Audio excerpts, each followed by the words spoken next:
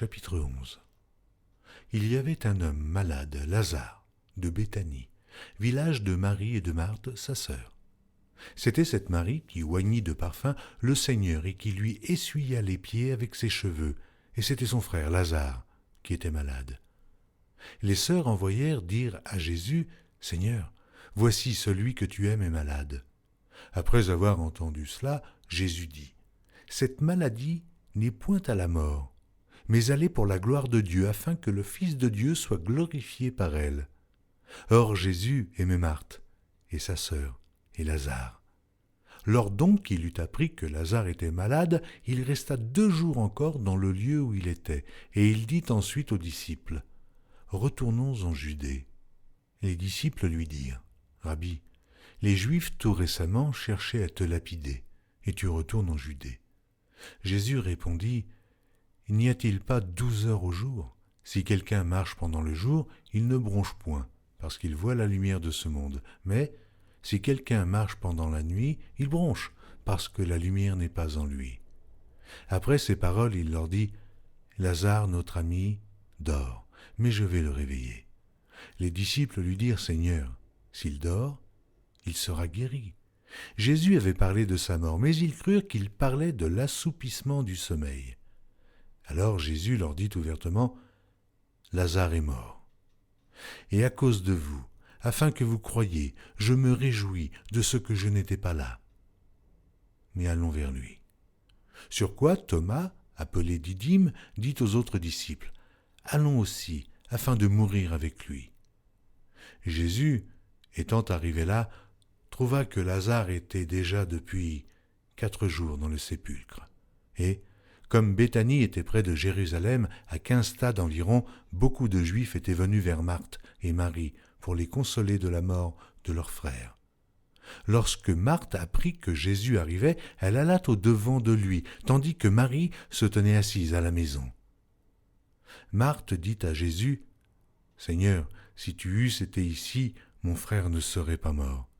Mais maintenant même, je sais que tout ce que tu demanderas à Dieu, Dieu te l'accordera. » Jésus lui dit, « Ton frère ressuscitera. » « Je sais, lui répondit Marthe, qu'il ressuscitera à la résurrection au dernier jour. » Jésus lui dit, « Je suis la résurrection et la vie. Celui qui croit en moi vivra quand même il serait mort. Et quiconque vit et croit en moi ne mourra jamais. Crois-tu cela ?» Elle lui dit, « Oui, Seigneur, je le crois. Je crois que tu es le Christ, le Fils de Dieu, qui devait venir dans le monde. » Ayant ainsi parlé, elle s'en alla. Puis elle appela secrètement Marie, sa sœur, et lui dit, « Le Maître est ici, et il te demande. » Dès que Marie eut entendu, elle se leva promptement et alla vers lui, car Jésus n'était pas encore entré dans le village, mais il était dans le lieu où Marthe l'avait rencontré. Les Juifs qui étaient avec Marie dans la maison et qui la consolaient, l'ayant vue se lever promptement et sortir, la suivirent, disant, « Elle va au sépulcre pour y pleurer. » Lorsque Marie fut arrivée, là où était Jésus, et qu'elle le vit, elle tomba à ses pieds et lui dit, « Seigneur, si tu eusses été ici, mon frère ne serait pas mort. » Jésus, la voyant pleurer, elle et les Juifs qui étaient venus avec elle, frémit en son esprit et fut tout ému. Et il dit, « Où l'avez-vous mis ? » « Seigneur, lui répondirent-ils, viens et vois. » Jésus pleura. Sur quoi les Juifs dirent, « Voyez comme il l'aimait. » Et quelques-uns d'entre eux dirent, « Lui qui a ouvert les yeux de l'aveugle, ne pouvait-il pas faire aussi que cet homme ne mourût point ?» Jésus, frémissant de nouveau en lui-même, se rendit au sépulcre. C'était une grotte, et une pierre était placée devant. Jésus dit, « ôtez la pierre. » Marthe, la sœur du mort, lui dit, « Seigneur, il sent déjà, car il y a 4 jours qu'il est là. » Jésus lui dit, « Ne t'ai-je pas dit que, si tu crois, tu verras la gloire de Dieu. » Ils ôtèrent donc la pierre, et Jésus leva les yeux en haut et dit, « Père, je te rends grâce de ce que tu m'as exaucé.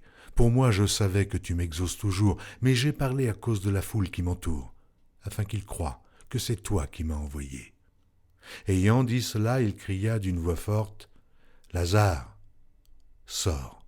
Et le mort sortit les pieds et les mains liés de bandes, et le visage enveloppé d'un linge. Jésus leur dit, déliez-le, et laissez-le aller. Plusieurs des Juifs qui étaient venus vers Marie et qui virent ce que fit Jésus, crurent en lui. Mais quelques-uns d'entre eux allèrent trouver les pharisiens et leur dirent ce que Jésus avait fait. Alors, les principaux sacrificateurs et les pharisiens assemblèrent le Sanhédrin et dirent, « Que ferons-nous ? Car cet homme fait beaucoup de miracles. Si nous le laissons faire, tous croiront en lui, et les Romains viendront détruire et notre ville et notre nation. » L'un d'eux, Caïphe, qui était souverain sacrificateur cette année-là, leur dit, « Vous n'y entendez rien. Vous ne réfléchissez pas qu'il est dans votre intérêt qu'un seul homme meure pour le peuple et que la nation entière ne périsse pas. » Or, il ne dit pas cela de lui-même. Mais étant souverain sacrificateur cette année-là, il prophétisa que Jésus devait mourir pour la nation. Et ce n'était pas pour la nation seulement. C'était aussi afin de réunir en un seul corps les enfants de Dieu dispersés. Dès ce jour, ils résolurent de le faire mourir. C'est pourquoi Jésus ne se montra plus ouvertement parmi les Juifs, mais il se retira dans la contrée voisine du désert, dans une ville appelée Éphraïm, et là, il demeurait avec ses disciples. La Pâque des Juifs était proche, et beaucoup de gens du pays montèrent à Jérusalem avant la Pâque pour se purifier. Ils cherchaient Jésus, et ils se disaient les uns aux autres dans le temple, « Que vous en semble ? Ne viendra-t-il pas à la fête ?» Or les principaux sacrificateurs et les pharisiens avaient donné l'ordre que, si quelqu'un savait où il était, il le déclarât, afin qu'on se saisît de lui. Jean, chapitre 12. 6 jours avant la Pâque, Jésus arriva à Béthanie, où était Lazare, qu'il avait ressuscité des morts. Là, on lui fit un souper. Marthe servait, et Lazare était un de ceux qui se trouvaient à table avec lui. Marie, ayant pris une livre d'un parfum de nard pur de grand prix, oignit les pieds de Jésus, et elle lui essuya les pieds avec ses cheveux, et la maison fut remplie de l'odeur du parfum. Un de ses disciples, Judas Iscario, fils de Simon, celui qui devait le livrer, dit, « Pourquoi n'a-t-on pas vendu ce parfum 300 deniers pour les donner aux pauvres ?» Il disait cela, non qu'il se mît en peine des pauvres, mais parce qu'il était voleur, et que, tenant la bourse, il prenait ce qu'on y mettait. Mais Jésus dit, « Laissez-la garder ce parfum pour le jour de ma sépulture. Vous avez toujours les pauvres avec vous, mais vous ne m'avez pas toujours. » Une grande multitude de Juifs apprirent que Jésus était à Béthanie, et ils y vinrent, non pas seulement à cause de lui, mais aussi pour voir Lazare, qu'il avait ressuscité des morts. Les principaux sacrificateurs délibérèrent de faire mourir aussi Lazare, parce que beaucoup de Juifs se retiraient d'eux à cause de lui et croyaient en Jésus. Le lendemain, une foule nombreuse de gens venus à la fête, ayant entendu dire que Jésus se rendait à Jérusalem, prirent des branches de palmier et allèrent au-devant de lui en criant « Hosanna ! Hosanna ! Béni soit celui qui vient au nom du Seigneur, le roi d'Israël !» Jésus trouva un ânon et s'assit dessus, selon qu'il est écrit « Ne crains point, fille de Sion, voici, ton roi vient, assis sur le petit d'une ânesse. » Ses disciples ne comprirent pas d'abord ces choses, mais, lorsque Jésus eut été glorifié, il se souvint qu'elles étaient écrites de lui, et qu'il les avait accomplies à son égard. Tous ceux qui étaient avec Jésus quand il appela Lazare du sépulcre et le ressuscita des morts lui rendaient témoignage, et la foule vint au-devant de lui parce qu'elle avait appris qu'il avait fait ce miracle. Les pharisiens se dirent donc les uns aux autres, « Vous voyez que vous ne gagnez rien, voici, le monde est allé auprès de lui. » Quelques Grecs du nombre de ceux qui étaient montés pour adorer pendant la fête s'adressèrent à Philippe de Bethsaïda en Galilée et lui dirent avec instance, « Seigneur, nous voudrions voir Jésus. » Philippe alla le dire à André. Puis André et Philippe le dirent à Jésus. Jésus leur répondit, « L'heure est venue où le Fils de l'homme doit être glorifié. En vérité, je vous le dis, si le grain de blé qui est tombé en terre ne meurt, il reste seul. Mais s'il meurt, il porte beaucoup de fruits. Celui qui aime sa vie la perdra, et celui qui hait sa vie dans ce monde la conservera pour la vie éternelle. Si quelqu'un me sert, qu'il me suive, et là où je suis, là aussi sera mon serviteur. Si quelqu'un me sert, le Père l'honorera. Maintenant mon âme est troublée, et que dirai-je? Père, délivre-moi de cette heure, mais c'est pour cela que je suis venu jusqu'à cette heure. Père, glorifie ton nom. Et une voix du ciel vint, je l'ai glorifié, et je le glorifierai encore. La foule qui était là et qui avait entendu disait que c'était un tonnerre. D'autres disaient, un ange lui a parlé. Jésus dit, ce n'est pas à cause de moi que cette voix s'est fait entendre, c'est à cause de vous. Maintenant a lieu le jugement de ce monde. Maintenant le prince de ce monde sera jeté dehors. Et moi, quand j'aurai été élevé de la terre, j'attirerai tous les hommes à moi. En parlant ainsi, il indiquait de quelle mort il devait mourir.